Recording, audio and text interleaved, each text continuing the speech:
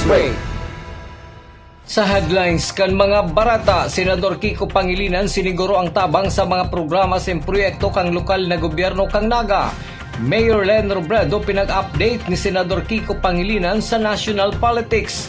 Lalaking nagmumotorsiklo nakaligis ni nagbalyong ido sa barangay Pacol, Syudad kang Naga, backrider gadan, driver irido. Junior Philippines Institute of Accountants Naga College Foundation Chapter kabali na sa National Mid-Year Convention. Uya mga bareta sa aldaw na ini, ako po si Christine Reyes.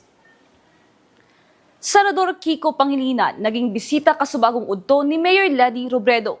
Tabang ni Senador Pangilinan sa mga proyekto kan syudad na pag-ulayan. Ang detalye sa report ni Melvin Machado. Naghapit sa opisina ni Naga City Mayor Len Robredo si Senador Kiko Pangilinan daigwang suway na aktibidad na atindaran subotigli sa siyudad kang Naga sin Camarines Sur. Nagdurar ning haros sarong oras ang sa idang pag-uulay. Susug sa senador na pag-ulayan ang posibleng suporta niya sa mga pang-infrastrukturang proyekto kang Naga, siring kang retrofitting kang Coliseum bilang evacuation center asin ang mga programa sa pagbabaha. Matabang man subot ang senador sa pag-follow up sa Department of Budget and Management, Department of Finance asin sa Office of the President para sa mga proyekto subot kang Naga na nakapending ang magibuhanin paagi. Sa DOF, sa Office of the President, no? Para yung mga proyekto ng Naga na nakapending, kakalampagin natin para magawa ng paraan at mailabas, lalo na yung issue ng pagbabaha at yung pag-address nitong evacuation center retrofitting ng Naga Coliseum. So yan ang ilan sa mga napag-usapan natin.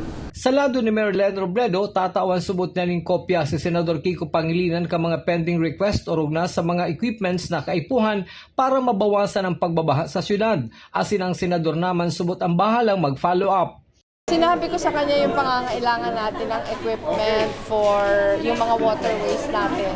Kasi may pending request na tayo na until now hindi pa dumadating. So nag-promise siya ipa-follow up niya. Tapos sabi ko yung lahat na kailangan natin para ma-lessen yung baha dito. Nag-promise siya, bibigyan ko lang siya ng kopya ng lahat. Siya na daw magpa-follow up. Para sa GNN TV 48 Naga, Melvin Machado, Newsbreak. Mientras tanto, pinag-update man ni Senador Kiko Pangilinan si Naga City Mayor Lenny Robredo sa sitwasyon kan politika sa nasyon. Uyang sa kuyang follow-up report. Apwera kan tabang ni Senador Kiko Pangilinan sa mga programa asin proyekto sa syudad di Naga. Pinag-update man subot kay ni si Mayor Lenny Robredo kan mapadapit sa sitwasyon sa national politics. Ini matapos maghapit ang senador sa opisina kan alkalde kasubagong udto. Of course, hindi rin maiwasan pag-usapan ang national political developments. So ina-update ko siya. We are also discussing yung issue sa agriculture and how we can help as chairman of the Senate Committee on Agriculture, yung mga agriculture programs ng lungsod, ano ang may tutulong natin. So yun, yung pagbabaha, agrikultura, ang pinag-usapan. Nahapot man si Senador Pangilinan sa nabibilog na grupong Hontiveros, Aquino, Robredo, Pangilinan o HARP para sa taong 2028. Para kay Senador Pangilinan, mas tinututukan subot niya si mga pinagpromisa niya para ngunya na taong 2026. Kasi ako, sabi ko nga kay ma'am 2026 lang ang iniisip ko dahil marami tayong pinangako na reforma sa agrikultura at pangingisda. So yun lang ang tinututukan ko ngayon. 2028 will take care of itself. But in the meantime, we will take care of yung mga pinangako natin at 2026. Sinabi man ni Mayor Lenny Robredo na dakol pinag-update sa iya si Senador Pangilinan alagad ang taong 2028 kung saan gigibon ang presidential election ang haruyo pa man. Maraming updates, pero may in-update ka daw sa akin for the national politics. Sabi ko maraming updates. Pero maaga pa. Para sa GNN TV 48 Naga, Christine Alcanzo Reyes, Newsbreak. Padagos sa mga bareta, Duwang barangay sa Naga na pirming binabaha kung makusog ang pag-uran. Ang binisita kasudma kan grupo ni Naga City Mayor Leni Robredo. Uyang sa kuyang report. Sa roon Barangay Concepcion Pequeña sin Barangay Triangulo sa binisita kan grupo ni Mayor Leni Robredo kasud mga hapon para personal na hilingon ang naging kausa kan pagbabaha sa nasabing duwang barangay. Kaibanan ni Mayor Leni ang team hali sa Solid Waste Management Office, City Environment and Natural Resources Office, as in City Engineers Office para maplano ang magiging lakdang kung paano mababawasan ang pagbabaha asin solusyonan ang mga drainage na natatambakan basura. Kaibanan si Engineer Jose Rigor Ardeza kan City Engineers Office sa nag-inspeksyon para aramon kung saan nagahali ang tubig na nagpapabaha sa Barangay Concepcion Pequeña, lalo na sa may parte kan Julian B. Milaton Elementary School. Saro subuot sa pwedeng gibuhon, iyo si rekomendasyon subuot ni City Councilor Aris Macaraig na magkaiguan ng detention pod asin ini pag-aadalan pa kung makakatabang asin makakabawas sa problema kan pagbaha. Nag-irikot po kami kan suudma kaibanan ang ang Enro and si Barangay Council kang Concepcion Pequeña and kang Triangulo. And sa mga pong hiniling si talagang barahaon na lugar at si source kang tubig po talaga kang araw kang pagba sa may Concepcion ay sa may Julian Militon Elementary School. And iyo po to nagpo-propose po ning intervention magkakaigwa ning detention fund po as per Attorney Aris. And sa mga pong pag-aadalan diyan sa may Concepcion Pequeña magkakaigwa po daning detention fund. Gabos subuot na posibleng maging solusyon sa pagbaha ang gigibuhon kan lokal na gobyerno kan Naga para man sa mga residentes kaini na nagsasapo sa haloy ng problemang ini. Para sa Janan TV 48 Naga, Cristina Alcanzar Reyes, Newsbreak. Mientras tanto, padagos man ang declogging kan City Engineers Office sa mga barangay na nagre-request sa sainda. Katabang kan CEO ang Solid Waste Management Office sa pagdeclog hulita nagdadakol ang nagre-request sa paakan may Naga app kabali sa nakakabara sa mga kanal iyo ang basura asin mahibog na dalnak na dipisil ng mahali pag nagtagas. Liwat na nga podan ang City Engineers Office sa mga residentes kan barangay na maging responsable sa pag-apunin basura. Padagos po ang sa tuwing pagdeclogging ka mga request lalong-lalo na sa mga binabarahang lugar. And kadakol po talagang request ato ya na nag-aabot hali sa man lain-lain na lugar. Sa ngunyan po si grupo ta po kan City Engineers Office declogging team yaon sa Sabang. And katuwang po ninda ang Barangay Council kang Sabang sa pagdeclogging po duman. Sa may Zamora Street na po sinda nagde-declog. And kadakol pa talagang nakapila. Si basura may mga nagka-clog po na drainages ta dahil sa basura. And number 2 po si accumulation can silts. Kumbaga makapal na po si mga laboy na yaon sa drainages ta. And pagbubungkal po kan sa tuyang manpower, nahiling ninda na halos kabanga na talaga ang capacity kan sa drainage. Sa iba pang bareta, bukas ng application para sa Naga City Scholarship sa paagi kan Education Scholarship and Sports Office para sa mga estudyanteng gustong mag-avail kaini. Nasa likod man kan application forms ang mga requirements na kaipuhan isumitir araw kan grades, income kan magurang asin iba pa. Ang application sa scholarship ang abot pa sa March 31 ngunya na taon. Sinabi man ni ESO Head Hernani Suron na sa maabot na Abril ang examination kana sabing scholarship. For school year 2026-2027 po, nag-open na po kita ng katong scholarships application for Nagas Tertiary Scholarship Program. And kang January 12, nag-start na po kita mag-release kang application forms. Dakol na po nagwa, siguro nasa 600 plus na. And sa application form po, sa back page po, kaya niya naman si mga requirements. Nasa 11 requirements po yan. Nakaipuhan mai-submit kang mga applicants. Dahil po kami nag-aako ng dahil kompleto si requirements. Dapat kompleto na mai-submit para mai-include sinda duman sa listahan kang officially ma-take ng examination sa bulan na Abril. So ang ang deadline kang pag-submit kang application form sa March 31. this year. So after that, we will evaluate all application forms submitted, will assist it, and the final roster or final list of the applicants will be posted digdi po sa opisina, sa City Hall, and sa social media account sa webpage po kang Naga City Government and sa Naga City Scholars Guild.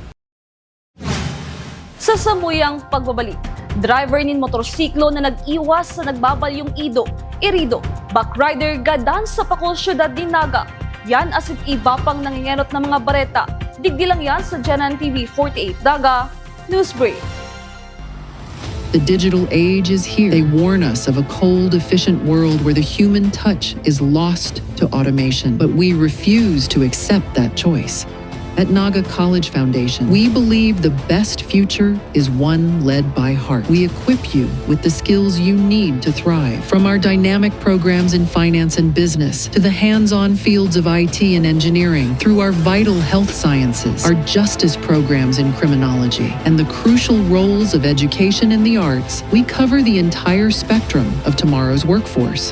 Here, you don't just become future ready, you become a worker with empathy, a leader who understands that technology must serve humanity. Choose the college that prepares you not just for the job, but for the world. The future is here at NCF. Enroll at Naga College Foundation. Let us build a brighter, kinder tomorrow. The future is a race. At Naga College Foundation, we don't just keep up, we set the pace and we change the game. College of Business and Management, where ideas grow into enterprises. College of Teacher Education, shaping minds that shape the nation. College of Health Sciences, where compassion meets innovation. College of Engineering, designing solutions that redefine tomorrow. College of Arts and Sciences, fueling creativity, culture, and connection. College of Accountancy and Finance, empowering the economy through mastering numbers and markets. College of Criminal Justice Education, protecting communities with excellence and integrity. College of Computer Studies, coding the language of the future. And with NCF micro-credential programs, you don't just wait for the future, you leap into it. Gain and demand skills fast, short, powerful, and flexible. Designed to fit your life and fuel your career. 8 colleges, endless possibilities, and micro-credentials to keep you ahead of the game.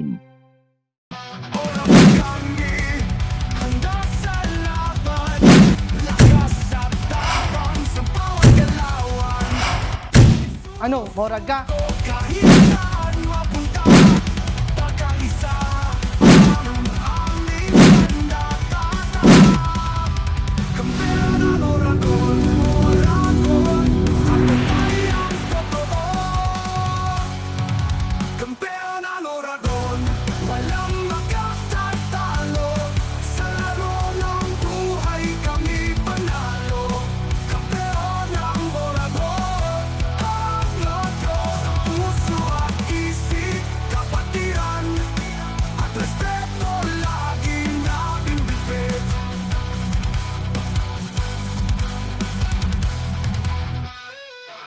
Seeing clearly shouldn't mean traveling far from home. At Camsur Eye Center, world-class care is right here in the heart of Rinconada and the Bicol region. With advanced diagnostic tools, ophthalmology specialists, and a team that treats you like family, we bring expert eye care. From children's screenings to managing cataracts, glaucoma, and diabetic eye conditions without the need for long trips. Because your vision matters, and so does your time. Camsur Eye Center, world-class eye care just around the corner. Pagkaibahan mo dyan sa custodial facility Pasado alauna yung Major League pagkaabot ng sinabi ni Roberto ang exception sa investigation. tayo ang apektado kang Newsbreak. Director kan Regional Internal Affairs Service kan PNP Bicol, nagbisita kasubagong aga sa Naga City Police Office. Ang detalye sa report ni Cristina Valenzuela. Nagbisita kasubagong aga ang Director kang Regional Internal Affairs Service kang PNP Bicol na si Police Brigadier General Jim Tumbok sa Naga City Police Office para sa inaapod niyang proactive inspection sa LCPO. Tinawan doon ni Police Brigadier General Tumbok ang function kang Rias pag-abot sa pag-assess kan mga behavior kang PNP personnel sa sarong PNP unit. Ako sa mainit na pagtanggap sa amin ng City Director ng Naga CPO, Colonel Gilbert Fariñas, my underclass, and nagpapasalamat din ako sa presensya ng ating City Internal Affairs Service, Attorney Clarice Trahi, ma'am. Kami po ay taga Regional Internal Affairs Service 5 and nandito po kami sa Naga CPO upang mag-conduct ng proactive inspection. Ito po ay isa sa mga function ng Internal Affairs Service na akin sa another function ng IAS na to conduct assessment, evaluation, and analysis of the behavior and character ng isang PNP unit at sa kanyang personnel. So more on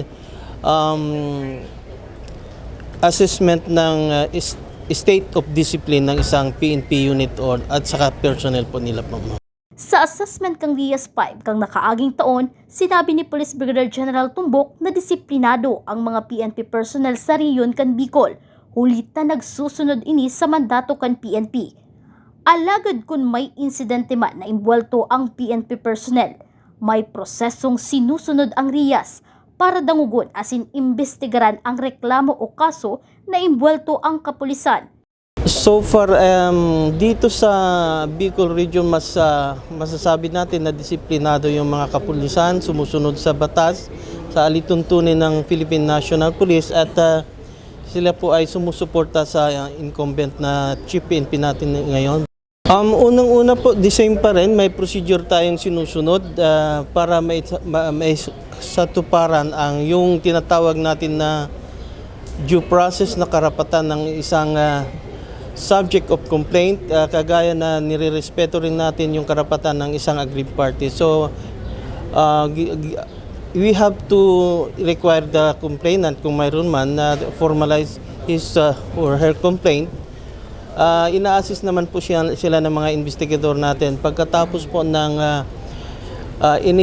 initiation ng administrative complaint, we have to evaluate yung sufficiency in form of substance na isang complaint, then mag-undergo siya ng pre-charge investigation para ma-determine natin ang probable cause na kung ano ang tamang i-charge sa isang police ayon sa reklamo ng complainant. Then may summary proceedings which is yun na nga po, summary in nature.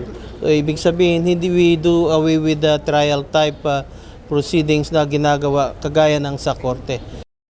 Sinisiguro ni Police Brigadier General Tumbok na ang Internal Affairs Service kang PNP sarong independent na ahensya na preparadong dangugon ang duwang lado.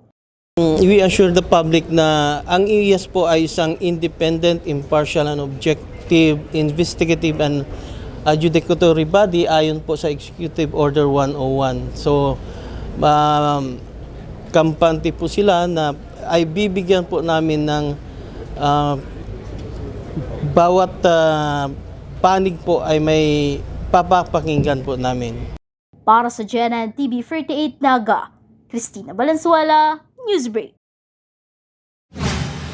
Mientras tanto, pagkatapos kan pagbisita ni Police Brigadier General Jim Tumbok sa Naga City Police Office, sunod na bibisitahon kaini ang probinsya kan Catanduanes asin ang gabos na sakop kan Regional Internal Affairs Service 5 kan PNP Bicol para magkondusyonin proactive inspection sa mga PNP units. Ang Internal Affairs Service iyo ang nagaako kan mga reklamo kontra sa miyembro kan PNP. Pagkatapos po nito sa Naga Siyas ay mayroon po kaming scheduled na the same proactive inspection sa Catanduanes and lahat po ng nasasakupan ng Regional Internal Affairs Service 5, which is Bicol Region po.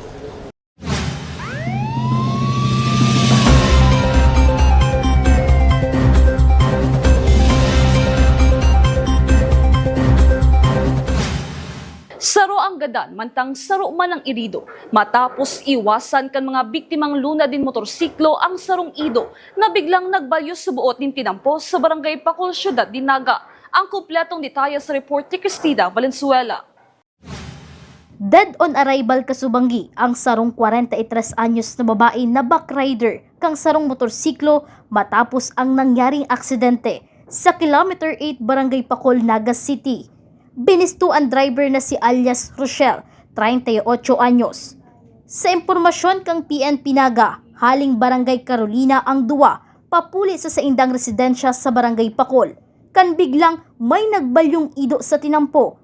Dahil sa pagpurbar kan driver na iwasan ng ido, naging rason inikan sa indang pagkakaaksidente. Dinaraman sa Bicol Medical Center ang mga biktima kan mga nagresponding personahe kang Naga City Emergency Services. Alagad, binawian na nin buhay ang backrider kan driver. Nagigwang sarong aksidente na nangyari duman sa Kilometer 8 Barangay Pacol, na kung saan kining sarong rider saka ang sa iyang backrider habang nag-travel papunta duman sa Pacol sa iyang residensya. May ido na nagbalyo, so nabigla nagbalyo na kung saan nabangga ninda na nagkausa ng saindang aksidente. So sa aksidenteng ito, itong driver nagtamo ning injury habang itong backrider dead on arrival. Posible man nakahampangon kang nasabing driver ang kasong reckless imprudence resulting in homicide and damage to property, sigon sa PNP. Kung magsaangat ning reklamo ang pamilya kan nagadan. Pagka may nagadan, automatic may liability itong although aksidente yan. Igwa kitang naglaog kaya siya sa reckless imprudence resulting to homicide. So pwede siyang kasuhan dahil may nagadan. Kung family na, nasa sa inda pa din kung paano ninda isa-settle din. So mostly kaya, pag-abot sa araw kanina bagay, pag may nagadan, di ko talaga perming igwang dawanid na nagadan, perming may kaso. Naipuli naman kan pamilya ang bangkay kang nasabing backrider mantang nasa ospital pa ang driver kan motorsiklo na nagpaparahay kang sa iyang sinapong lugad. Para sa GNN TV 38 Naga, Cristina Balansuala, Newsbreak. Sa Kasumpay na Bareta, huli sa nangyaring aksidente sa Barangay Pacol, Ciudad de Naga, Kasubanggi na nagresulta kan pagkakagadan kan sarong backrider kan motorsiklo matapos biglang magbalyo ang ido sa tinampo. Hagad mo niyan kay Naga City Police Office sa mga may ataman nin ido na maging responsable sa idang ataman. Kung mapipwede, gakudan o ikulong ang mga ini, urog nata sa subuot ini sa naging kausa kan aksidente sa tinampo. Pag-abot man sa mga driver kan bihikulo, pakiulay man kan PNP Naga na magdoble ingat sa pagmamaneho, hilingon na maray ang sedang inaagihan para maiwasan na mga aksidente. Inot ang pagiramdumi duman sa mga may sadiri kang mga dog na naggagala.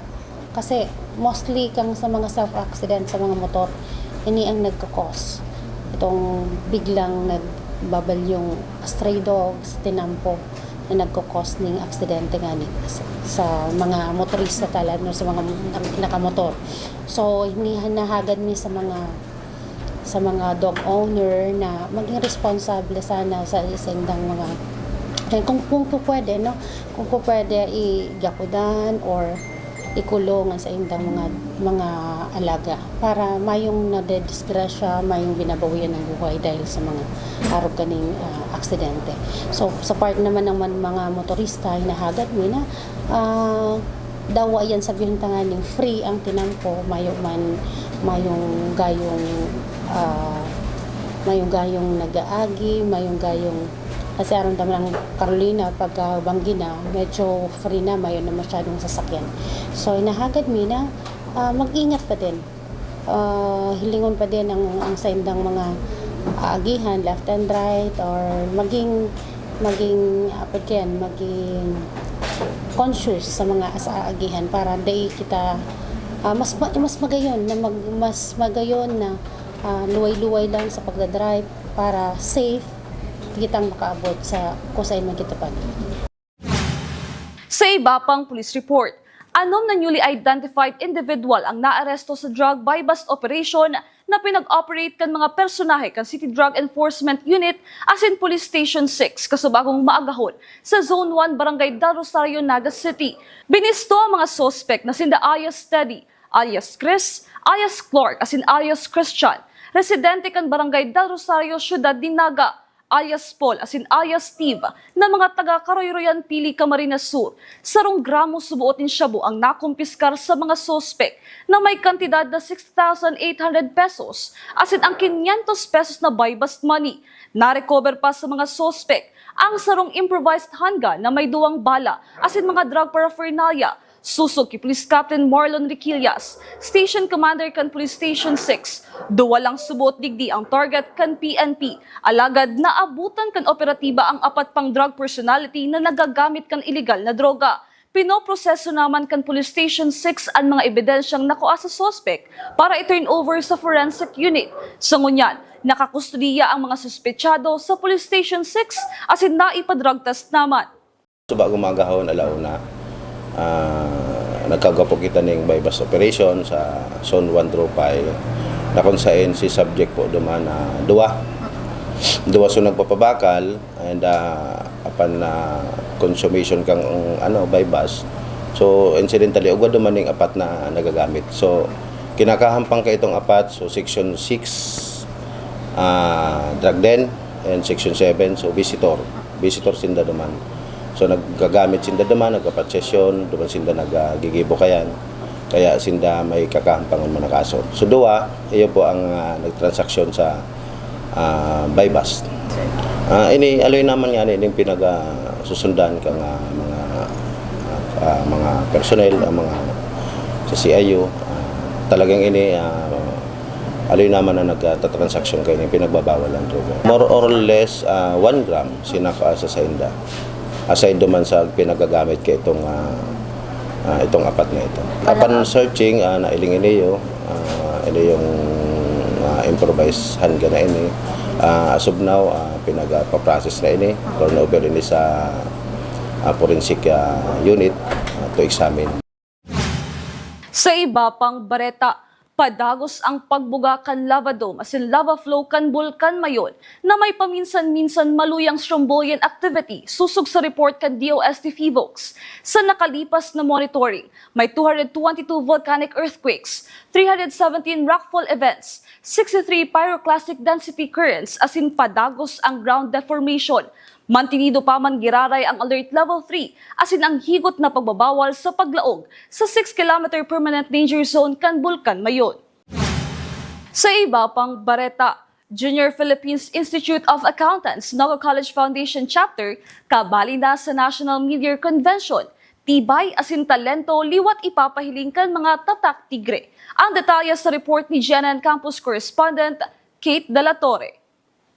Kakayahan as in talento, yan ang pinahiling kang Junior Philippines Institute of Accountants Naga College Foundation Chapter para sa 25th Regional Mid-Year Convention na madra sa Indangunya na taon sa National Mid-Year Convention Competition.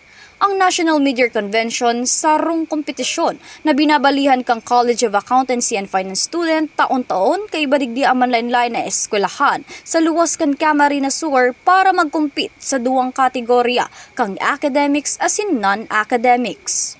Naiuli ini kan 38 estudyante hali sa CAF department ang overall champion sa non-academics as in second runner-up sa academic league sa ginibong regional convention kan nakaaging taon. Kikibuhon man ang National Mid-Year Convention sa Batangas sa maabot na February 10 para sa Ambassador of Goodwill asin sa suway na segment para sa academics asin non-academics sa maabot na February 12 hanggang February 15. Huli kainin, nagpapadagos ang pagpraktis kan mga kabali sa kompetisyon. Well, as for me, starting pa lang po ng December, I've actually started studying a bit na. Tapos, I've been preparing na kung ano pang sasabihin ko sa competition proper, kung ano po, sa Q&A po, mga good tips po. Tapos, Tapos overall, tigi-imagine ko na po kung ano pong pwedeng mangyari sa competition mismo. Tapos at the same time, I've been devising po some solutions for it. Sa pakikipag-ulay kay Hanelin Moratalia, liwat sindang nakakamati nin pressure sa maabot na laban pero sinabi niya na saro ining oportunidad para makanood asin magtalubo pa pati naman mag-enjoy kaibaan buong delegates. Actually, nakaka-feel ako ng pressure since we're competing on a national level na. Pero mostly, I try to think positively na lang din na this is a good opportunity for me to grow. Tapos, competing on a national level is already an achievement din naman. So, I want to also enjoy the competition na lang din. Nagtaumanin encouragement si Kevin Hermoso na saro sa malaban para sa mga iba pang participants na maralaban para sa national. I think ang gusto ko lang po sabihin sa mga fellow competitors ko is that this is a very important event. This is a very important challenge. So don't be too hung up on thinking about na, ay, what if mag-fail kami? What if mapahiya lang ko? Rather, use this, don't waste this opportunity worrying and use it as an opportunity to learn and grow lang po. Liwat man papatunayan ng mga tatak tigre, makusog asin day nagpapadaog sa academics o non-academics man. Para sa GNN TV48 Naga, Kate De La Torre, Newsbreak. Yan ang mga bidang baretang nakalapkan mas pinakusog na puwersa kan GNN TV48 Naga News and Bicol Affairs. Day malingaw na i-follow ang samuyang official Facebook page, GNN TV48 Naga. Padagos kaming mahato din mga baretang garantisadong nangingenot as napapanahon. I-hit ang subscribe button sa muyang official YouTube channel, GNN TV48 Naga, para updated kita sa mga bareta asin istoryang bidang Bicolano. Ako po si Crisin Reyes asin ini ang GNN TV48 Naga Newsbreak. Tanga diri ko nababay na GNN TV48 Naga. Kalma! Lumipat lang ang GNN TV48 Naga sa Channel 48.1. What? Direk, ang simple lang ng solusyon dyan. Kunin ang remote, pumunta sa menu Setup o Settings, at hanapin at pindutin ang scan at hintayin. Then, boom! Balik na si GNN sa Channel 48 mo. Para sa mga balitang nanguna at napapanahon, At sa mga programang suwak sa panlasa mo. tutok lang sa GNN TV48 Naga, Bida ang Bicolano! Be a champion, be a tiger today. NCF's the quest, let's lightning your way. At the Naga College Foundation Basic Education Department, we provide an environment where innovation is nurtured and resources promotes collaboration and discovery. Our students benefit from hands-on learning in cutting-edge science and technology laboratories, bridging theory with practical application. We maintain a supportive institutional framework, ensuring a safe, clean, and academically focused atmosphere for every student. Beyond academics, our comprehensive facilities, including sports, develop leadership, teamwork, and discipline. NCF is proud to be a LASO accredited institution, a recognized mark of excellence and high-quality education. This is Naga College Foundation Basic Education Department. Changing the game. At NCF, we're all about that holistic grind. Hands-on training, real-world experience, and affordable education that gets you industry ready. Shoot to edit? Dito, from concept to screenwriting. From shooting to editing to actual broadcasting, NCF was the first and the only school that has its own operational television and radio stations. No boring stuff, just real skills for the real world. Jika na ba? Be a tiger today.